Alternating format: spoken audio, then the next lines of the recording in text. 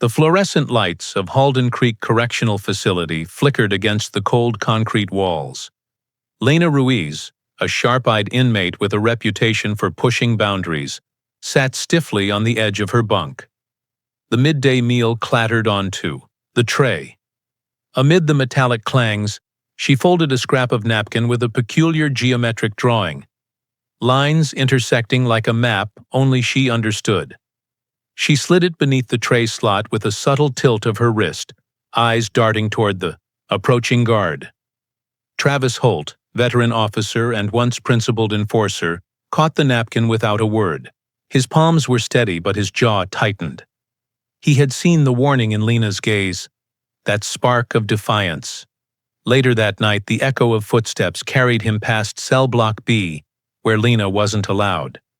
The corridor smelled of bleach and damp cement. He paused near the shadows, hand brushing the cold metal railing, listening to the low hum of distant ventilation. Suddenly, the emergency alarm shattered the monotony. Blaring, insistent, cutting through the night. Prisoners stirred, uneasy murmurs filling the air. Travis's heartbeat matched the warning siren.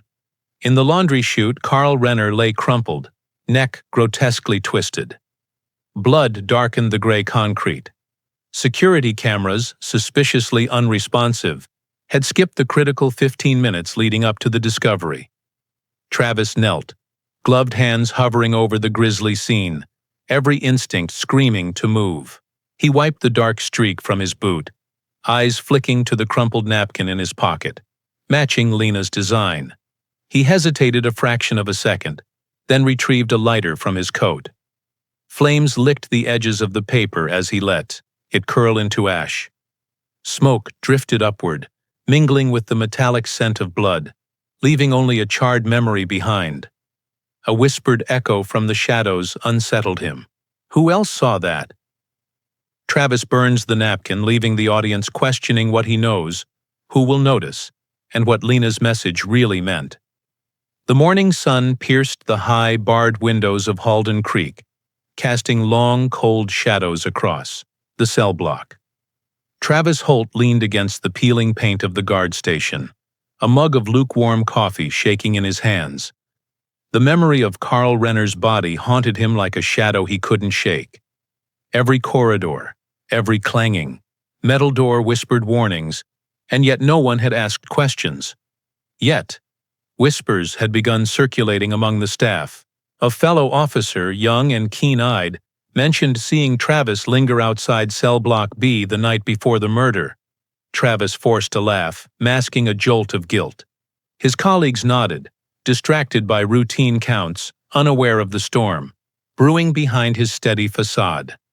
At home, the cracks grew wider. His apartment smelled of cold coffee and unwashed laundry. His wife, Mara, folded her arms with a rigid patience born of repeated confrontation. "You're slipping, Travis," she said, voice tight. "Late nights, secret calls, and now, what happened at work?" He had no answer. Not to her, not to himself. The weight of his complicity in Lena's schemes pressed against his ribs. He remembered her eyes, calculating and daring, as he retrieved her napkin. Every heartbeat echoed the choice he had made. Lines crossed that could never be uncrossed. Back in Halden Creek, surveillance footage was being reviewed. Footage conveniently, skipping over the 15 critical minutes. The omission didn't go unnoticed by the internal affairs team, and a nagging suspicion began to curl through the corridors like smoke. Travis's hand brushed the edge of a locker, where a small smear of blood, almost invisible, lingered from the previous night. His breath caught. He knew someone had noticed. Someone had seen more than he thought. The radio crackled. A voice, calm but edged with suspicion, came through. "Holt, meet me in the control room, now." Travis's pulse spikes. Someone knows something, and a private confrontation looms. The control room's fluorescent lights buzzed as Travis stepped inside, the metallic scent of electronics and disinfectant thick in the air. Officer Daniels, the control room supervisor, didn't look up from the monitors. "Your night rounds, Holt," he said, voice tight. They don't match the logs. Cameras skip. You're going to explain. Travis swallowed, feeling the weight of every choice he had made pressing down on him. He forced a casual shrug, words measured. Routine checks, he said. But Daniels's gaze didn't waver. Routine checks don't land you outside prohibited wings. Later that night, Travis returned to cell block B, drawn as if by gravity to Lena's presence. She waited in the shadows, fingers tracing the bars with delicate precision. "You kept the napkin," she whispered. "That's the first step." Travis hesitated, but the pull was irresistible. Lena's eyes weren't just pleading. They were commanding. "I need you to bring me something," she continued. "Something small. A phone. Nothing fancy. Just enough." His jaw tightened. He knew the consequences. The security protocols, the code of ethics, the risk of losing everything. And yet he found himself nodding. The line had already been crossed. Every moment since Carl's death had drawn him deeper into Lena's orbit. The phone was smuggled in under the guise of maintenance equipment. Travis felt the familiar rush of adrenaline as he handed it to her, her smile fleeting but triumphant. "We're alive in here, Travis," she murmured. "Don't let the walls tell you how to live."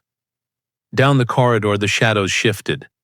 Another inmate, watching from a distance, clenched a fist. "I know what you're doing," he thought, voice silent but eyes burning. The phone ends up in the possession of a rival inmate who claims, "The guard gave it to me." Travis realizes his decision may have triggered far more than just romance. It could spark violence.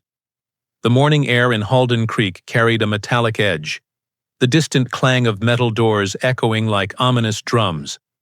Inmate Gary "Red" Nolan had discovered the phone first. He waved it like a trophy, smirking at anyone who dared approach. By midday, the tension in the yard was palpable. Small groups whispered, eyes darting like trapped animals, sensing the power shift that the device had introduced. Then the chaos erupted. Red was found crumpled in the laundry chute, his neck snapped at a grotesque angle. The thud had been muffled by the rumble of the industrial washing machines, but the blood left a dark streak that led investigators straight to cell block B. Travis arrived moments later, heart hammering, palms damp against the radio strap. Inmates crowded the hallways, murmurs growing into speculation. "The guard gave it to him," one muttered, voice low, eyes darting toward Travis. Another whispered, "It's the Ruiz girl's doing. She's cursed." Travis's breath came shallow as he crouched beside Red's body. Every instinct screamed that this was more than an accident. It was a message. The crumpled phone, still, warm in the victim's pocket, seemed almost mocking. The warden's office was a flurry of activity. Security footage again revealed gaps, coincidental, suspicious, or meticulously planned. Travis could feel the net tightening. That evening, an anonymous tip came into the warden's office. "Check who brought in the phone. You'll find your killer." The words were sharp, deliberate, carrying the weight of knowledge that could unravel the entire prison. Travis's gaze met Lena's across the yard, her face unreadable, the phone still clutched in her hand like a talisman. Someone knows about the phone, and it might be enough to expose Travis, Lena, or both. Travis realizes that his actions have ignited a chain of deadly consequences he can't control. The next morning, the crisp hum of fluorescent lights in Halden Creek was punctuated by the arrival of black SUVs. Two internal affairs investigators, sharp-eyed and unyielding, stepped out onto the cracked concrete, badges glinting coldly under the sun. They didn't waste time with introductions. "Travis Holt," one said, voice even. "We need to talk." "About last night?" Inside the interrogation room, Travis sat across from Agents Monroe and Finch. The sterile air carried the faint smell of coffee and antiseptic. He tried to keep his face neutral, but every twitch betrayed anxiety. His hands gripped the table, knuckles white, as Monroe slid the first folder across. Photos of Carl Renner's corpse, the missing footage, and the crumpled napkin reduced to ash. Care to explain why your fingerprints are on this packaging? Finch asked, tapping the laminated evidence. Travis swallowed hard. He could lie. He had lied before. But every word risked entangling Lena, himself, and the trail of destruction he had set in motion. Meanwhile, at home, his marriage disintegrated, under the weight of suspicion. Mara's departure had left a hollow ache. The echoes of arguments mingled with the screeching alarms of the prison, as if Halden Creek itself punished him for every transgression. Back at the facility, Lena watched from her cell, her lips curling into a faint, unreadable smile. She had always known how to manipulate the strings. Travis was just one more puppet caught in her web. Now, Monroe said, leaning forward, we know about your relationship with Ruiz. Don't try to deny it. Travis hesitated, breath trembling, realizing the gravity of confession. Lena's words replayed in his mind. If you walk away, the truth walks out with you. Travis leaves the interrogation room shaken. Diego, or rather Lena, has him cornered emotionally, and the agents now see him as both potential witness and suspect. The fluorescent hum of the control room felt oppressive as Travis retraced his steps through Halden Creek. Each locked door, each flickering camera feed, reminded him how deep he'd gone. Lena waited near cell block B, her eyes sharp and calculating. You're nervous, she whispered. Good. Fear keeps you careful. Travis exhaled slowly, mind racing. He began deleting surveillance footage, moments too incriminating to leave intact. Each file he erased was a strike against his own conscience, a layering of lies that tightened around him like steel cables. He falsified logs, typed reports with meticulous care, and nodded to colleagues with a neutral expression that betrayed nothing. Outside the prison walls, Travis's gambling nights began. The smoke-filled back rooms of underground poker dens provided both distraction and debt. Loan sharks eyed him with quiet menace, sensing his desperation, sensing the vulnerability that Lena had long ago recognized. Back inside, rumors swirled among the inmates. Some whispered of the smuggled phone, others hinted at Travis's secret ties to Lena. Yet no one could fully trace the strands of deceit that now connected guard to inmate. The tension escalated further when fellow guard Russell Hayes, who had once suspected Travis's deviations, was found in his car at the far end of the parking lot, shot execution style. Blood pooled beneath him, the night air thick with the coppery scent. His last log entry? A notation of Travis's movements outside Block B. Travis arrived at the scene, stomach twisting. Every instinct screamed at him to run, to flee from the spiraling web he'd woven. Yet a part of him couldn't resist looking back toward Lena's cell, where she smiled faintly, a dangerous triumph in her eyes. Travis realizes that the cover-up is spiraling beyond control. Someone is being murdered to protect secrets, and his entanglement with Lena may have already made him complicit in multiple deaths. The corridors of Halden Creek were thick with tension, voices muted yet loaded with suspicion. Inmates lingered near cell block windows, eyes darting toward Travis, as though he carried the blame for every shadow and every whisper. Rumors moved faster than guards. Some claimed Travis had delivered the phone directly to Red Nolan. Others, that Lena herself orchestrated the first death. Inmate interviews began. Marcos Tiny Alvarez, a wiry man with twitching eyes, spoke in halting whispers. I saw her pass the blade, he said, glancing around nervously. Not the killing, just she gave it. His meaning was unclear, but investigators leaned in, hungry for confirmation. Every syllable weighed heavier than concrete. Travis watched from a distance, tension coiling in his chest. The walls seemed to close in, voices of the past echoing. In the metallic corridors, the snap of Carl's neck, Red's last laugh, the flash of Lena's grin as he handed her the smuggled phone. Each memory clawed at him, reminding him of his helpless complicity. Meanwhile, Lena's control was subtle but omnipresent. Love letters appeared tucked under Travis's windshield, tiny folded papers with cryptic symbols. They reminded him of what he had chosen and what he could not abandon. Internal Affairs discovered a missing camera feed from the night of Carl's death. The digital trail led directly to Travis's access code. Monroe and Finch exchanged knowing glances, a silent acknowledgement that the guard at the center of the storm was more deeply entangled than ever. From the shadows, Travis sensed a presence. Someone watching, someone waiting to strike. He had become both predator and prey in Lena's deadly game. The missing camera feed traced to Travis confirms Internal Affairs suspicions. He is now a prime suspect, and someone inside the prison is monitoring every move. Travis paced his cramped apartment. The hum of the city outside a distant echo compared to the chaos inside his mind. Lena's words from earlier replayed relentlessly. If you walk away, the truth walks out with you. He had tried to distance himself, tried to convince himself that discretion could save him. But every text, every folded letter, every lingering gaze reminded him of the web he could not escape. Inside Halden Creek, Lena's influence was tightening. She demanded Travis help orchestrate an escape plan, subtle at first, smuggling keys, misdirecting patrols, ensuring her allies were protected.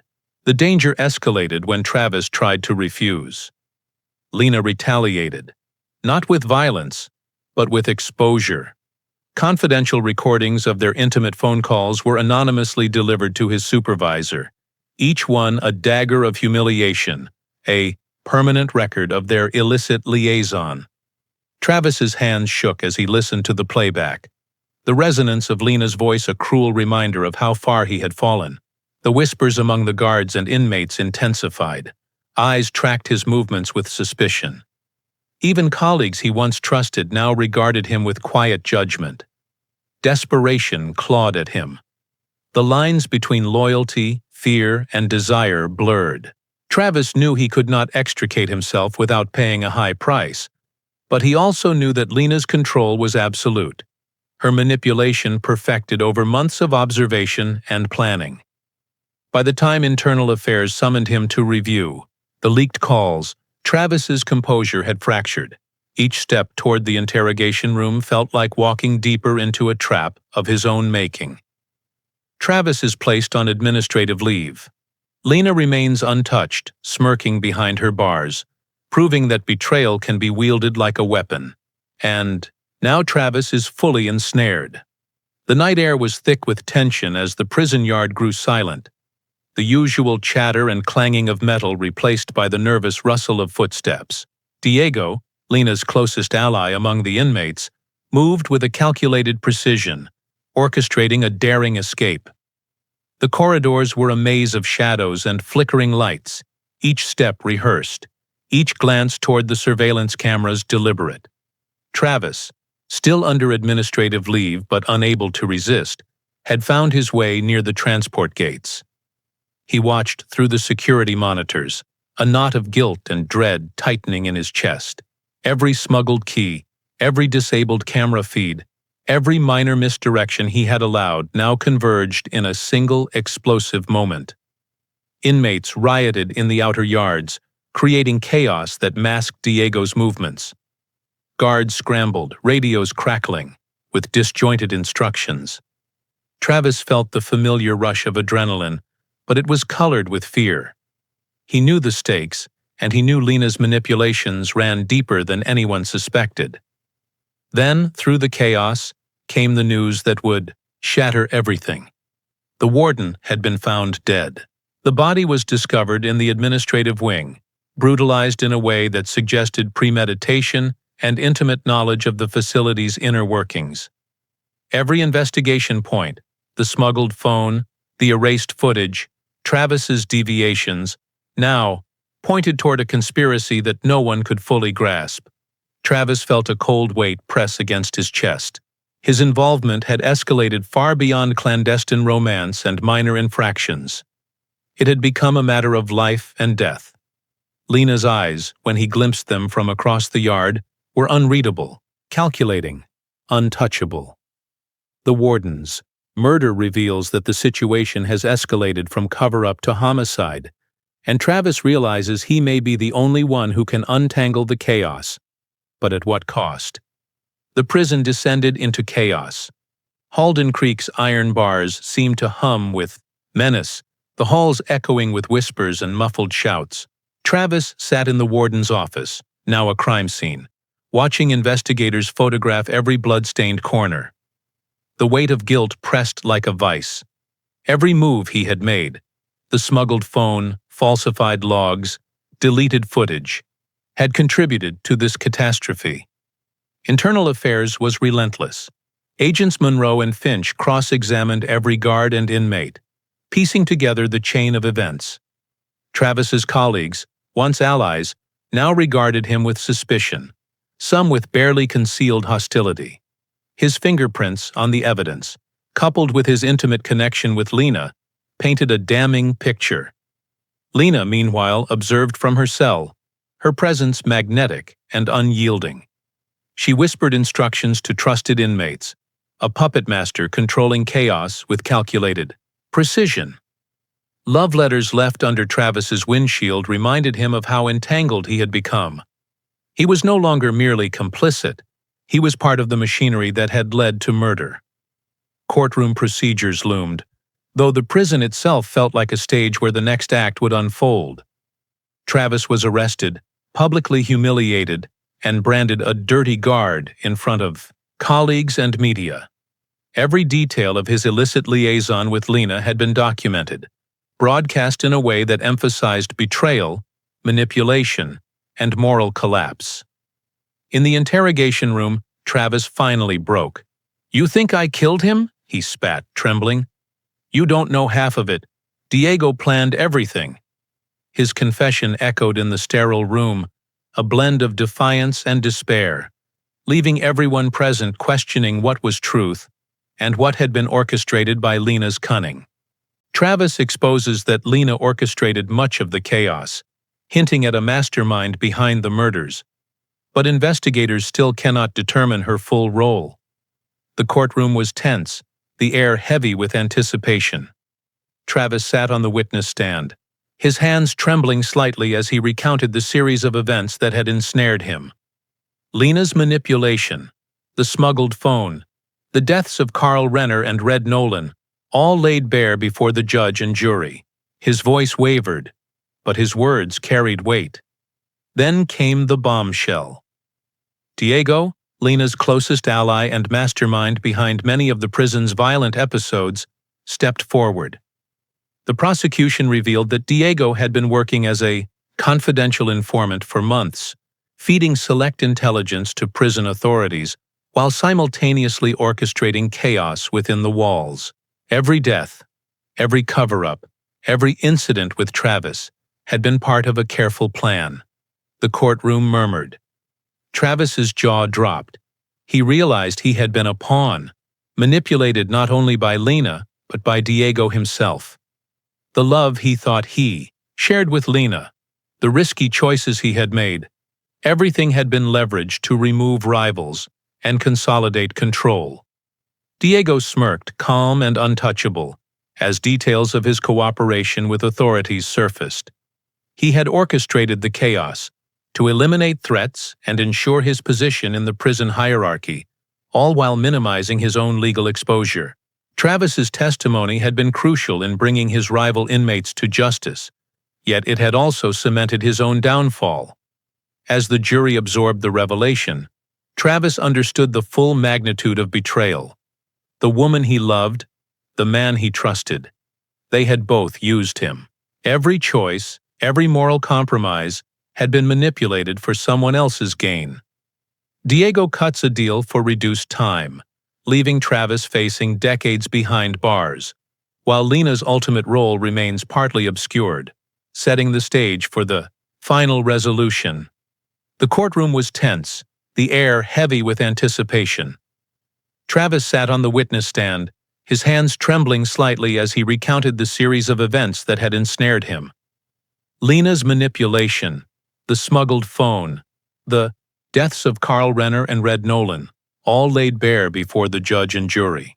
His voice wavered, but his words carried weight. Then came the bombshell. Diego, Lena's closest ally and mastermind behind many of the prison's violent episodes, stepped forward. The prosecution revealed that Diego had been working as a confidential informant for months, feeding select intelligence to prison authorities while simultaneously orchestrating chaos within the walls. Every death, every cover-up, every incident with Travis had been part of a careful plan. The courtroom murmured. Travis's jaw dropped. He realized he had been a pawn, manipulated not only by Lena, but by Diego himself. The love he thought he shared with Lena, the risky choices he had made, everything had been leveraged to remove rivals and consolidate control. Diego smirked, calm and untouchable, as details of his cooperation with authorities surfaced. He had orchestrated the chaos to eliminate threats and ensure his position in the prison hierarchy, all while minimizing his own legal exposure. Travis's testimony had been crucial in bringing his rival inmates to justice, yet it had also cemented his own downfall. As the jury absorbed the revelation, Travis understood the full magnitude of betrayal. The woman he loved, the man he trusted, they had both used him.